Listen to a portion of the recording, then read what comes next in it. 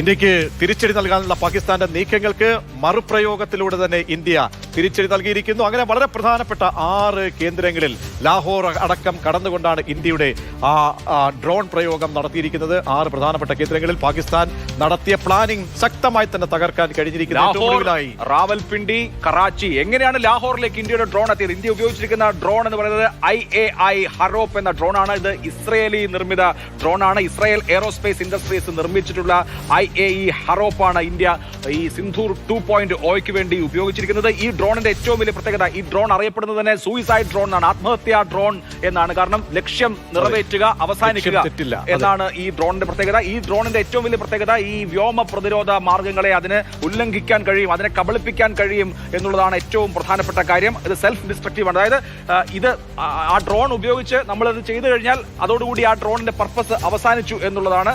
India ഇസ്രായേലിൽ നിന്ന് വാങ്ങിച്ചതാണ് ഈ IAI ഹറോപ്പ് എന്നുള്ള ഡ്രോൺ.